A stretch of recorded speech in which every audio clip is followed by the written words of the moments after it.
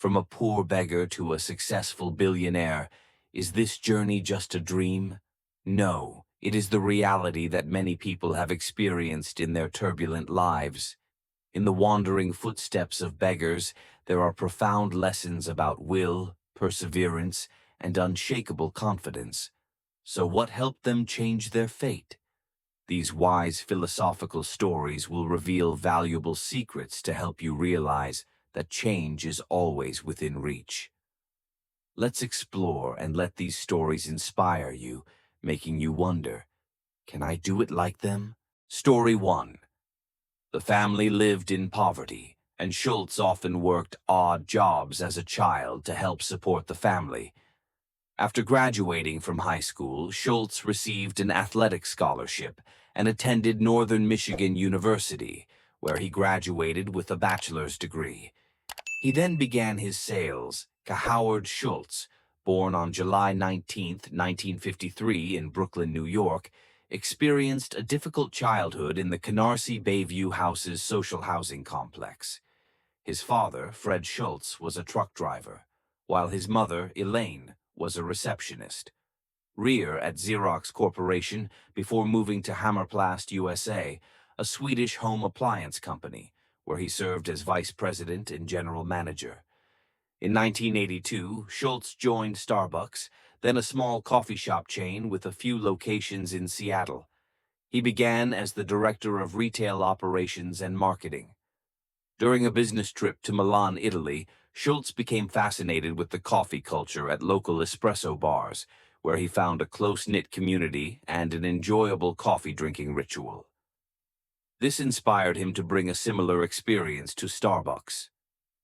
In 1987, Schultz became CEO of Starbucks and began to realize his vision, transforming Starbucks from a small chain of stores into a global coffee brand. He focused on creating a third place between home and work, where customers could relax and enjoy quality coffee. Under his leadership, Starbucks expanded dramatically, not only in the US but also around the world, becoming an icon of modern coffee culture. In addition to building a coffee empire, Schultz also focused on creating a positive working environment for employees. He introduced employee support policies, including providing health insurance for part-time employees and granting stock ownership to employees to promote engagement and motivation. Thanks to his contributions and success, Howard Schultz has accumulated a significant fortune. His estimated net worth in 2022 is around $1.84 billion, largely from his stake in Starbucks. Howard Schultz's story is a testament to perseverance and vision. From a difficult childhood, he rose to become the head of one of the world's largest coffee brands, while making positive changes to work culture and customer experience. Story 2. How to avoid disaster. If you do this, you can change your fortune.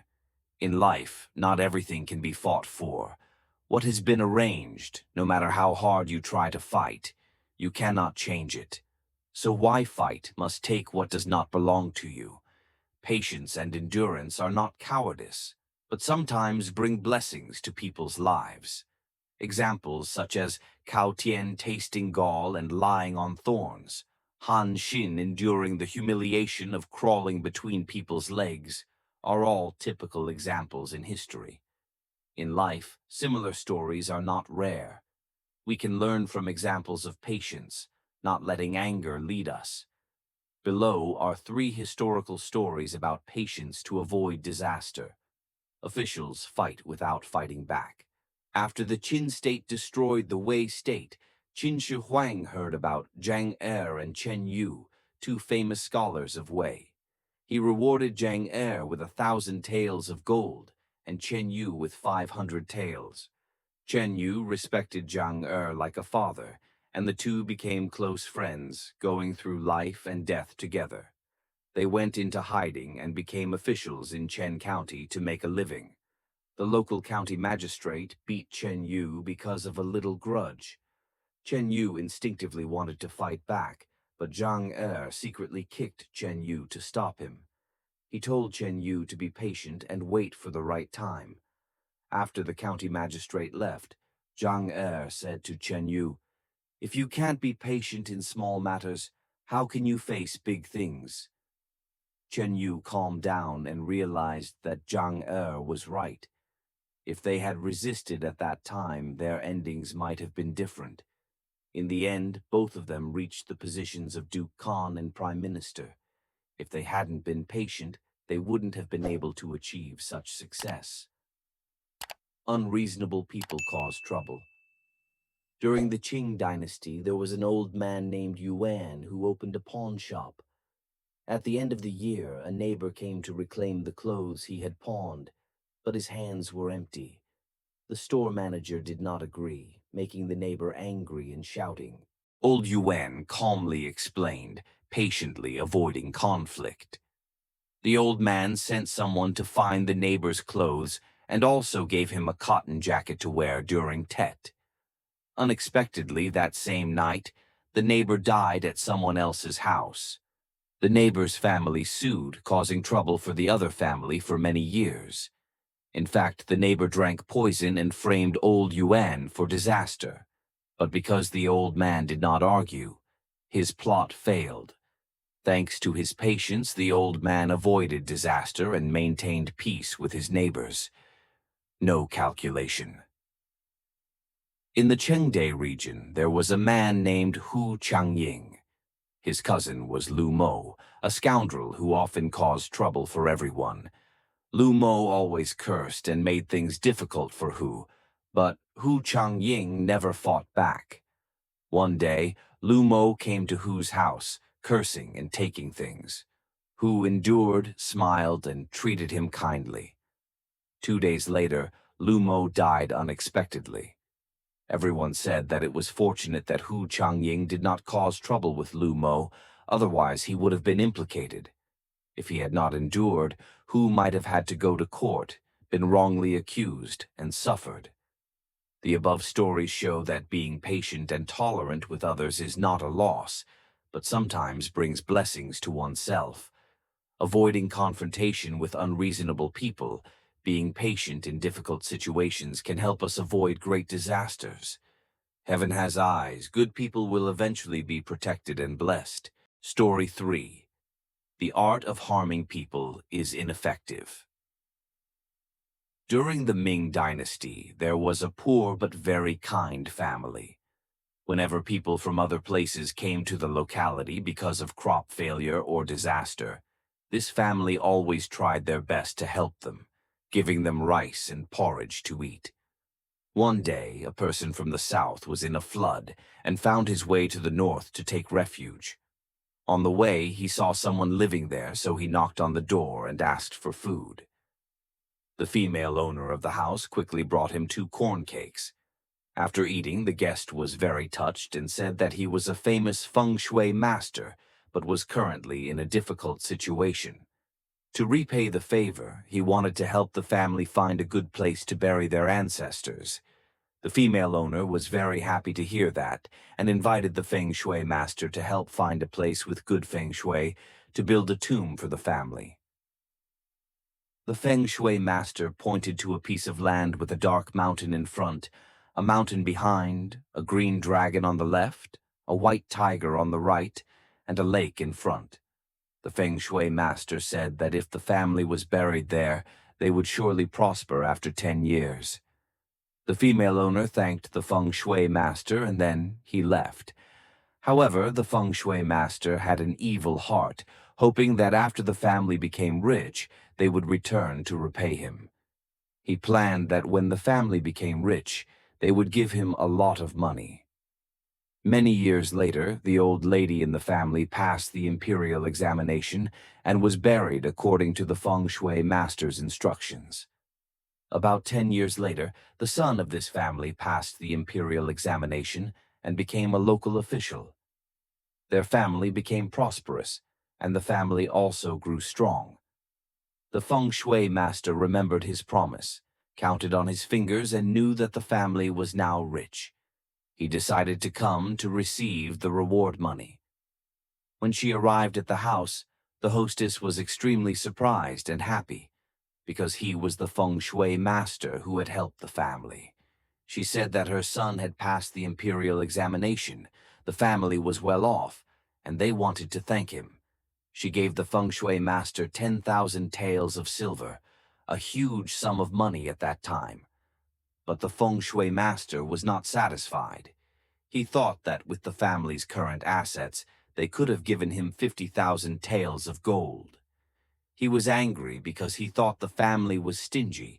In fact, 10,000 taels of silver was a lot, almost half of the family's entire assets. But the feng shui master did not know this truth, and only felt that he was being treated unfairly. He was determined to take revenge. One dark, windy night, the feng shui master sneaked into the family's grave and buried some copper and mercury around the grave. He believed that this would cause the family's son, the first-ranking scholar, to be dismissed from his position and become a commoner within half a year. The geomancer thought to himself that if the family did not repay him, he would make them pay. However, half a year later, the opposite happened. Not only was the family's son not dismissed, but he was promoted to a high-ranking official in the imperial court. Their family became increasingly wealthy, and the clan prospered more than ever. The geomancer felt extremely confused and did not understand why all his calculations were so wrong. He decided to return to the tomb to check if there was anything unusual. When he arrived, the geomancer realized that the tomb was still intact, showing no signs of being affected by his burying of copper and mercury. He sat down to think and felt that there was something he did not understand. Suddenly, from afar, an elderly man approached. The man saw the feng shui master and gently said, "Do you know why your evil deeds not only did not cause harm, but also helped this family to become more and more prosperous?" The feng shui master was surprised and asked, "Why is that?" "I have tried everything to destroy their feng shui, but not only did it not work, but they have become more and more prosperous. Can you explain it to me?" The man smiled and replied, "What you don't know is that the kindness of this family has created an extremely great blessing. Even if you intentionally did evil, their blessings have protected them from all disasters. All the good things they have today are not only based on feng shui, but also the result of their good deeds over the years. You cannot change the fate of others if your heart is filled with greed and selfishness." The feng shui master was stunned after hearing this, feeling ashamed and regretful for his actions. He realized that no matter how great his feng shui skills were, using them for evil purposes would never bring good results. He bowed his head to apologize to heaven and earth and decided to abandon his evil path.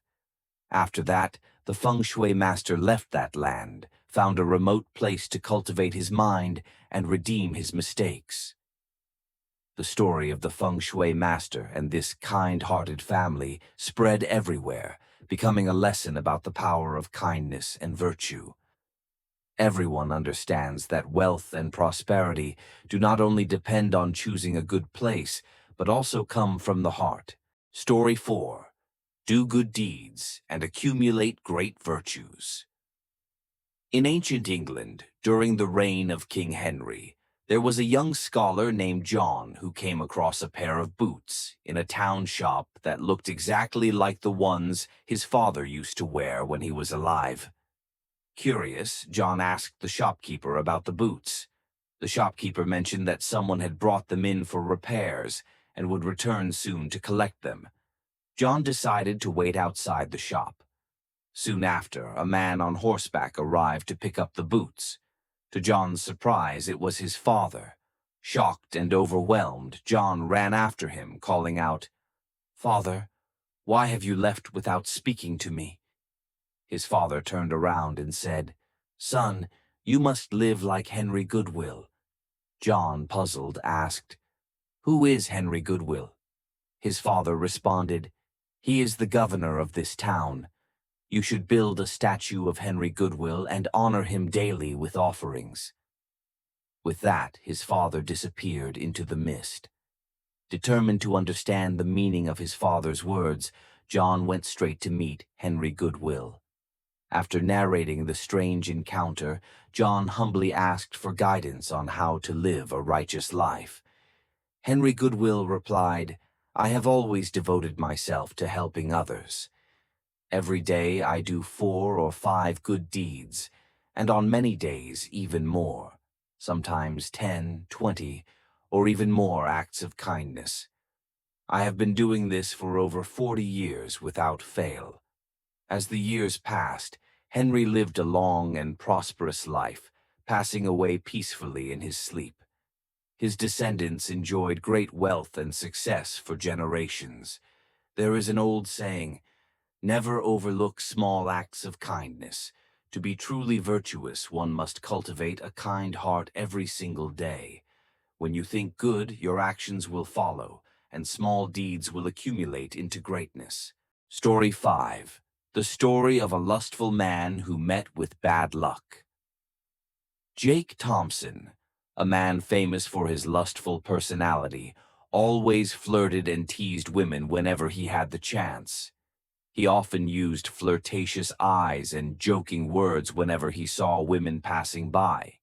One day, while walking outside the city, Jake saw a beautiful young girl. The girl had a delicate face and mysterious eyes, which immediately attracted Jake.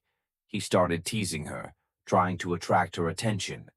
However, the girl did not respond, just kept walking towards the west. Jake did not give up, continued to follow her, and looked at her with longing eyes.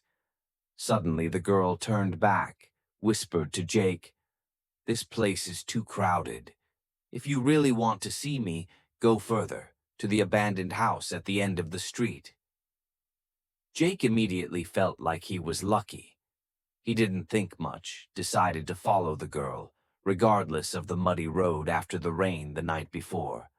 The more Jake walked, the more excited he became. Even though his shoes were covered in mud, he still kept moving forward. When he reached the abandoned house, Jake saw the girl standing by the door. Her eyes were seductive. He hurriedly approached, full of excitement, thinking that luck was smiling on him.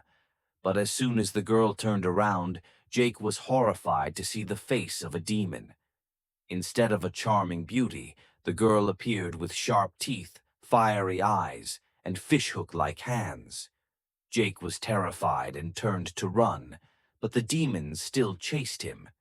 He ran for his life for many miles, not daring to look back.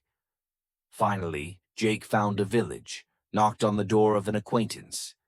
When the door opened, Jake rushed inside and fell to the ground, gasping for breath. The people in the house, mistaking Jake for an intruder, beat him repeatedly with clothespins. After a while of explaining, Jake was recognized and everyone laughed at his panic. The next day, Jake returned home but was seriously ill from exhaustion and fear. He was bedridden for 2 months, haunted by the image of the demon he had met. From then on, Jake never dared to flirt or tease women again. Whenever he went out, he kept his head down, avoiding eye contact with people. Jake understood that this was an expensive lesson he had learned from his lust. Perhaps it was a warning from the spiritual world, reminding him of his actions. And if it was indeed a punishment from fate, then it was what he deserved. Story 6. The Brahmin's Cow. One day in ancient times, a wise teacher named John sat under a large oak tree with his students. They were all deep in meditation when suddenly a man came running towards them, his face filled with worry. The man, in a panic, asked, "Teacher John, have you seen my horse run by this way?" John looked at him calmly and replied, "No, we have been sitting here quietly, and I have not seen any horse pass by."